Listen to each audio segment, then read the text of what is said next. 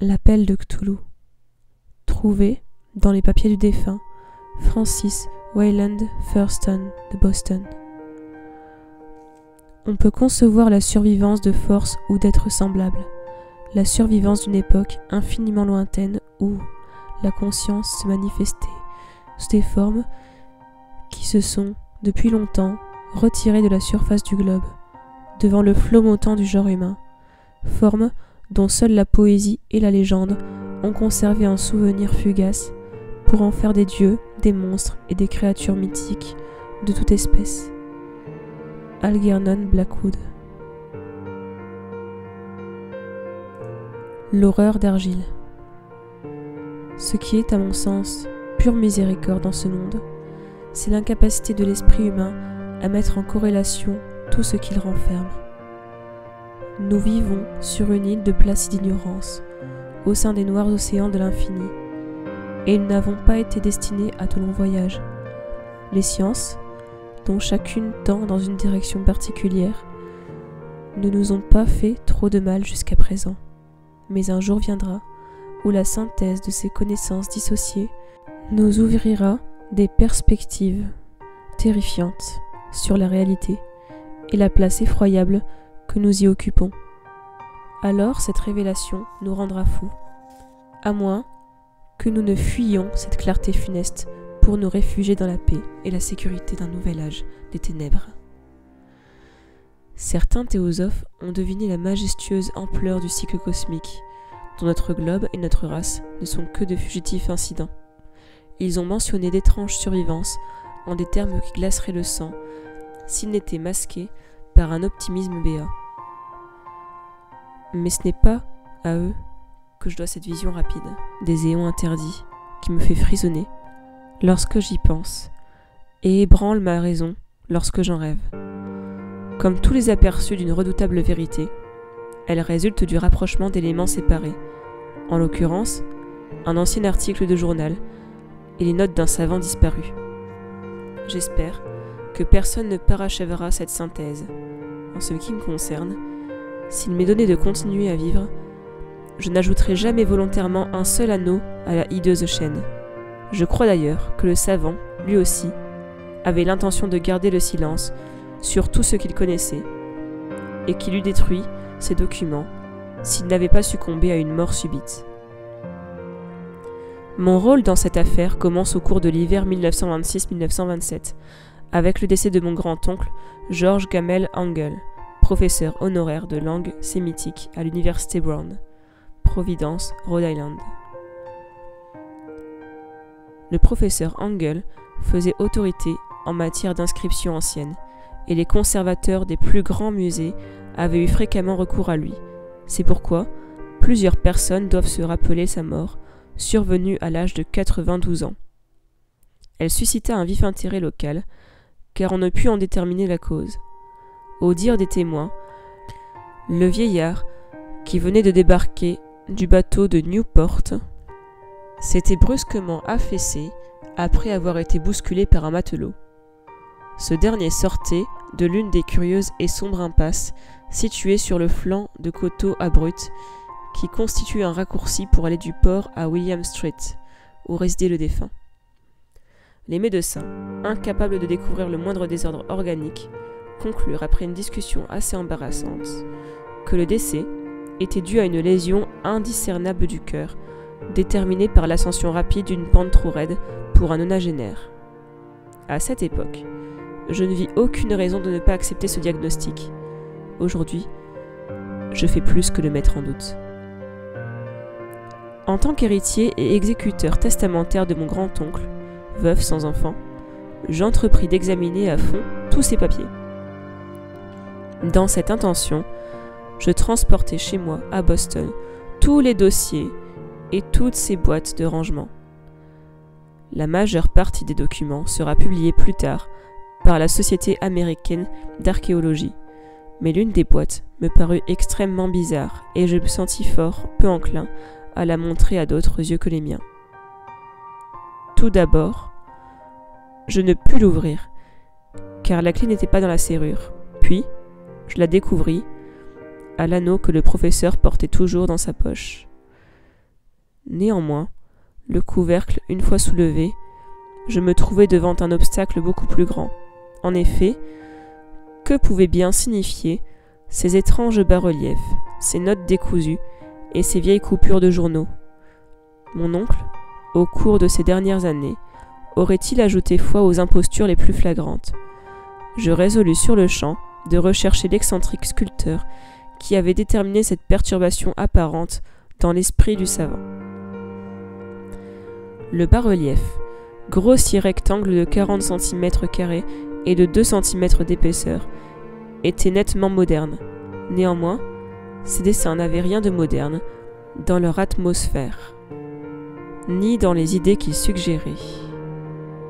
En effet, si nombreuses, si extravagantes que soient les fantaisies du cubisme et du futurisme, elles reproduisent très rarement la régularité de l'écriture préhistorique.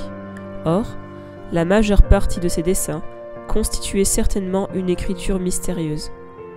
Malgré ma connaissance des papiers et des collections de mon oncle, ma mémoire ne put l'identifier, ni me permettre de la rattacher à aucun dialecte. Au-dessus de ces hiéroglyphes se dressait une figure d'une facture si impressionniste que l'on ne pouvait comprendre clairement ce qu'elle représentait. C'était une espèce de monstre ou de symbole de monstre que seule une imagination morbide aurait pu concevoir. Je ne trahirai certainement pas l'inspiration du sculpteur en disant que son œuvre évoquait tout à la fois une pieuvre, un dragon et une caricature humaine. Une tête pulpeuse, entourée de tentacules, surmontait un corps écailleux et grotesque, muni d'ailes rudimentaires. Mais c'était le contour général de cette effigie qui la rendait particulièrement effroyable. Derrière la figure, l'artiste avait ébauché un fond d'architecture cyclopéenne. Les notes accompagnant ce curieux objet étaient de la main du professeur Engel et ne prétendaient point à un style littéraire. L'écriture était d'une date récente. Le document principal portait le titre suivant, Le culte de Cthulhu, soigneusement tracé en caractères d'imprimerie pour éviter toute erreur dans la lecture d'un mot aussi peu connu. Ce manuscrit comprenait 2 parties. La première avait comme en tête 1925, Rêves et ouvrages oniriques de H.A. Wilco, 7 Thomas Street, Providence. Et la deuxième, Récit de l'inspecteur John R. Legrasse, 121 Bienville Street, La Nouvelle-Orléans, Congrès de la SAA 1908, notes jointes et compte rendu du professeur Webb. Les autres documents étaient des notes hâtives sur divers sujets. Relations des rêves étranges de différentes personnes, citations de livres et de revues de théosophie, entre autres Atlantis et la Lémuria perdue, de William Scott Elliott. Commentaires sur la survivance de sociétés et de cultes secrets, avec référence à certains passages de traités de mythologie et d'anthropologie, tels que le Rameau d'or de Fraser et le culte des sorcières en Europe occidentale de Miss Murray. Les coupures de journaux traitaient surtout de cas individuels d'aliénation mentale et de crise de démence collective au printemps de 1925.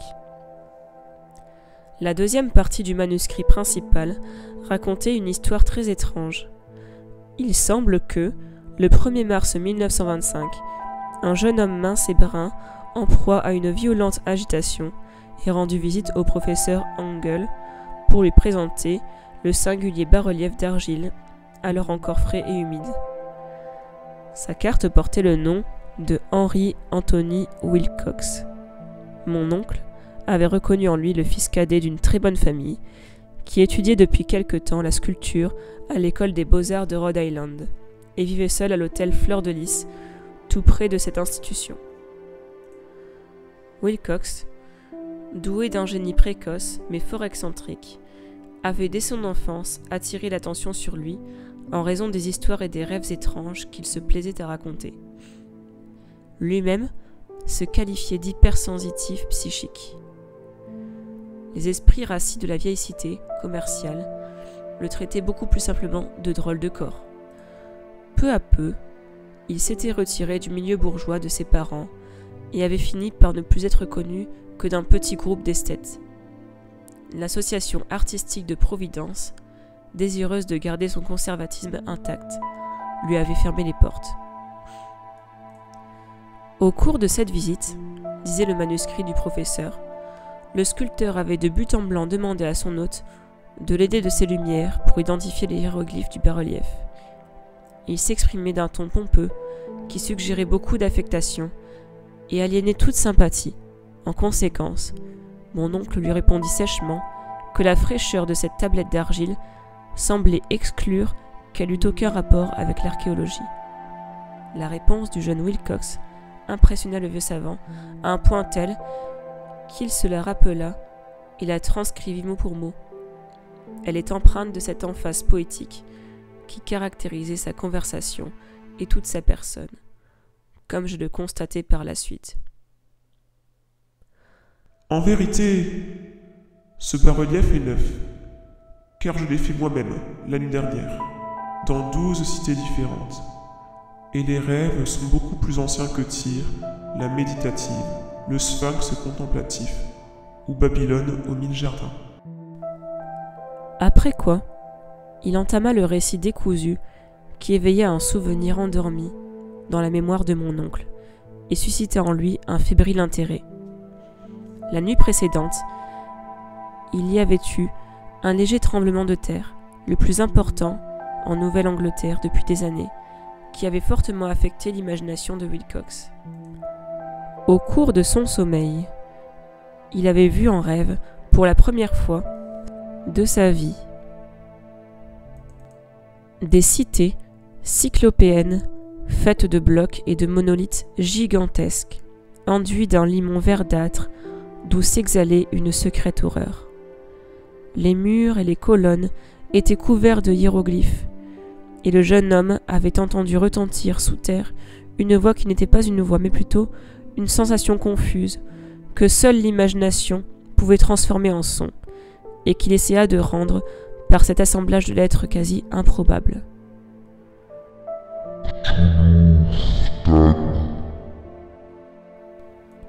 Ce fouillis verbal fut la clé du souvenir qui troubla profondément le professeur Angel.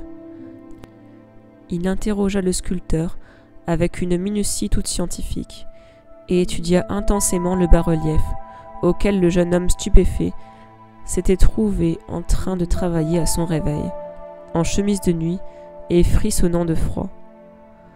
Wilcox me déclara par la suite que mon oncle avait mis sur le compte de la vieillesse sa lenteur à identifier la figure d'argile et les hiéroglyphes. Plusieurs de ces questions parurent fort déplacées à son visiteur, en particulier celle qui essayait de rattacher ce dernier à des cultes secrets. Wilcox ne put comprendre pourquoi son interlocuteur lui promit à maintes reprises de garder le silence s'il voulait bien admettre qu'il appartenait à une secte religieuse païenne aux nombreuses ramifications. Lorsque le professeur Angel eut enfin acquis la conviction que le sculpteur ignorait tout des sciences occultes, il le pria instamment de venir lui raconter les rêves qu'il pourrait faire. En conséquence, après cette première entrevue, le manuscrit mentionne les visites quotidiennes du jeune homme qui relatait de saisissantes visions nocturnes, dont le leitmotiv était quelques terribles perspectives cyclopéennes de pierres sombres et ruisselantes, accompagnées d'une voix ou d'une intelligence souterraine qui hurlait uniformément des messages énigmatiques en jargon indescriptible. Les deux sons les plus fréquents répétés peuvent se rendre par des groupes de lettres suivants. Cthulhu Et Clay. le 23 mars, Wilcox ne se présenta pas au domicile du professeur Angel, qui téléphona à l'hôtel pour demander de ses nouvelles. On lui apprit que le jeune homme, atteint d'un subit accès de fièvre, avait été transporté chez ses parents dans Waterman Street. Au cours de la nuit, il aurait réveillé par ses cris plusieurs autres artistes du fleur de lys. Depuis lors, il n'avait connu que des alternatives de délire. Mon oncle téléphona immédiatement à sa famille. et à dater de ce jour, suivi de près l'évolution de la maladie grâce à de fréquentes visites au médecin traitant, le docteur Tobey, de Thayer Street. Sous l'effet de la fièvre, l'esprit du patient semblait s'arracher à d'étranges images. Le praticien frissonnait parfois quand il en parlait. En dehors de son rêve habituel, qui se répétait régulièrement, Wilcox voyait une créature gigantesque. Haute de plusieurs kilomètres, qui marchait ou se déplaçait pesamment. Il ne la décrivait jamais en détail, mais d'après les quelques mots incohérents rapportés par le docteur Tobey, mon oncle fut convaincu que c'était le monstre anonyme qu'il avait essayé de représenter dans son bas-relief onirique. Chaque fois que le jeune homme parlait de cette entité, il sombrait peu après dans un sommeil léthargique. Chose étrange, sa température n'était guère au-dessus de la normale. Pourtant, son état général suggérait un violent accès de fièvre, plutôt qu'un trouble mental. Le 2 avril, vers 3 heures de l'après-midi, toute trace de maladie disparut soudain. Wilcox se présenta sur son séant, stupéfait de se trouver chez ses parents, et ne gardant pas le moindre souvenir de ce qui s'était passé dans ses rêves, ou dans la réalité, depuis la nuit du 22 mars. Son médecin l'ayant déclaré en parfaite santé, il regagna son appartement 3 jours plus tard. Néanmoins, il ne fut d'aucune utilité pour le professeur Engel, car nulle image fantastique ne hantait plus son sommeil. Après une semaine de récits de rêves extrêmement banals, mon oncle cessa de consigner par écrit ses visions nocturnes. La première partie du manuscrit s'arrêtait là, mais je trouvais ample matière à réflexion dans certaines des notes éparses. Seul le scepticisme invétéré qui formait alors toute ma philosophie peut exprimer ma méfiance persistante à l'égard du sculpteur. Ces notes décrivaient les rêves de diverses personnes au cours de la période où le jeune Wilcox avait eu ses étranges cauchemars. À ce qu'il semble, mon oncle avait organisé rapidement un vaste réseau d'enquêtes auprès de tous les amis qu'il pouvait interroger sans être taxé d'impertinence, leur demandant de lui raconter leurs rêves en spécifiant les dates auxquelles ils s'étaient produits. Cette requête avait été diversement accueillie, mais selon toute vraisemblance, le nombre des réponses reçues avait justifié l'emploi d'une secrétaire. Il n'avait pas conservé les lettres de ses correspondants. Toutefois, ces notes constituaient un résumé complet très significatif.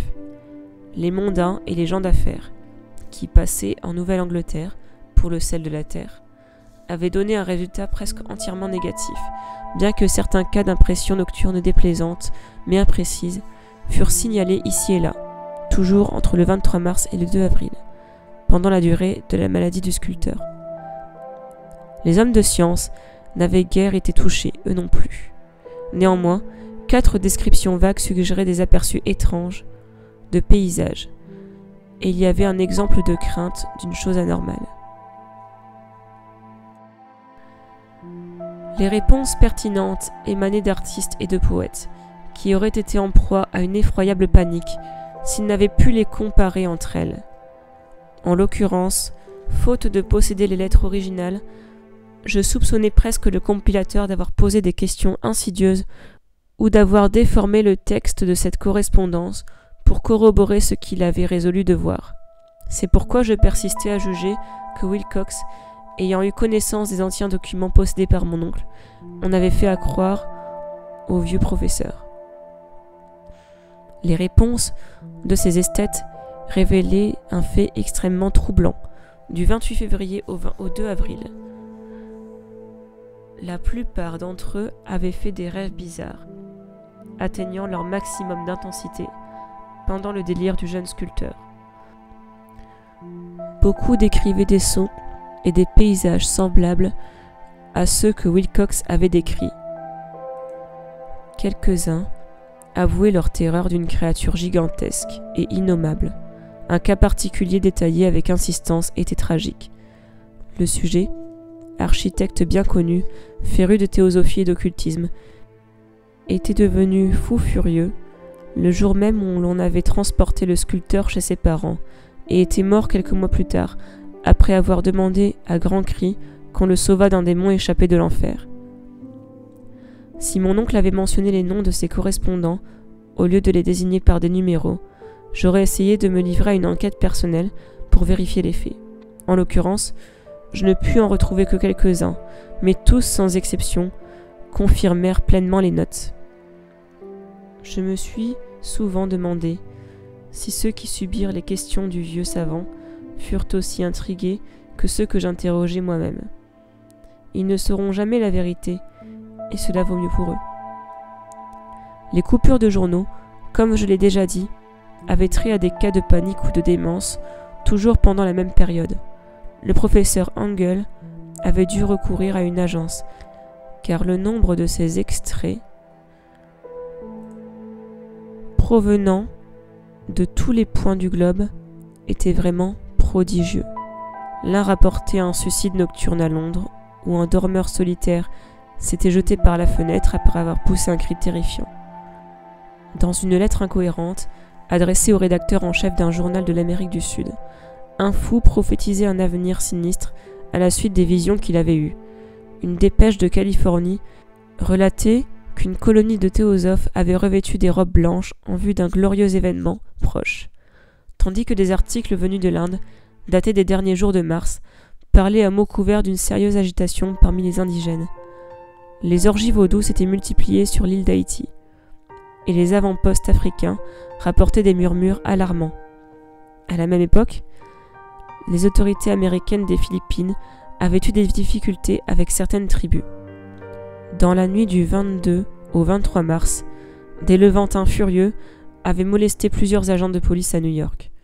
L'ouest de l'Irlande était plein de folles rumeurs, et un peintre fantastique nommé Ardois Bonneau avait exposé à Paris, au salon de printemps 1926, une toile intitulée « Paysage de rêve ». Quant au désordre dans les asiles d'aliénés, ils étaient si nombreux que seul un miracle avait pu empêcher le corps médical de remarquer d'étranges parallélismes et d'en tirer des conclusions effarantes. Ces coupures formaient un ensemble des plus étranges. Je ne conçois guère aujourd'hui quel rationalisme endurci me l'a fit négliger. Mais j'étais alors convaincu que le jeune Wilcox avait eu connaissance des faits plus anciens, mentionnés par le professeur.